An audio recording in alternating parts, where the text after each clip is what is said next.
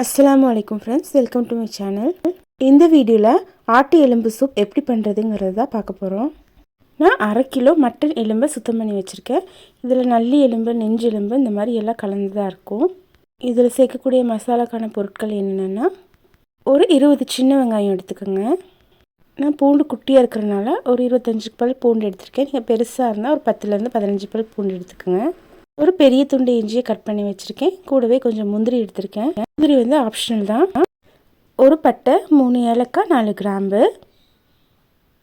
1 table spoon குருமிளகு, ஒரு தக்காளி, இதெல்லாம் சேர்த்து அரைச்சி ஒரு ஃபைன் பேஸ்ட்டை ரெடி பண்ணிக்கலாம்.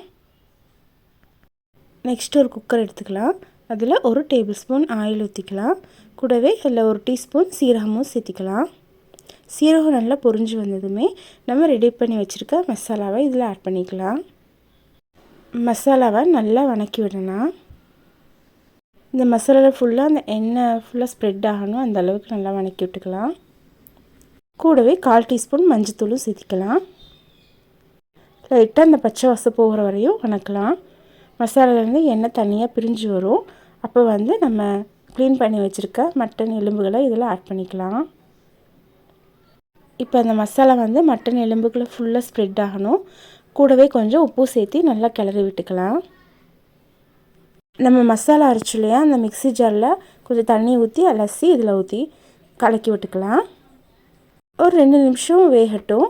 அதுக்கப்புறமா நம்ம தேவையான அளவு தண்ணி ஊற்றிக்கலாம்.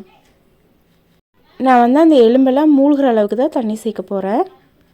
எலும்பு நல்லா வெந்ததுக்கப்புறமா நம்ம இன்னும் கொஞ்சம் நம்ம திக்னஸ்க்கு தேவையான அளவு தண்ணி மறுபடியும் சேர்த்திக்கலாம். இப்போ எலும்பு மூழ்கிற அளவுக்கு தண்ணி சேர்த்துனா போதும். நம்ம சூப் செய்யும்போது அதோட தண்ணியெல்லாம் எப்படியோ வெளியே ஒரு விசில் வரும்போது அப்படி வராமல் இருக்கிறதுக்காக 1 ஸ்பூன் இதில் போட்டால் நம்மளுக்கு அந்த தண்ணியெல்லாம் வெளியே வராது.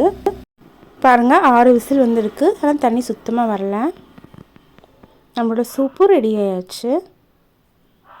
ஸ்பூனை எடுத்துகிட்டு மல்லித்தலை தூவி விட்டு லைட்டாக ஒரு கொதி விட்டுருக்கேன். நம்ம சூப்போட கன்சிஸ்டன்சிக்கு தகுந்தாப்பில் தண்ணி சேர்த்திக்கலாம்.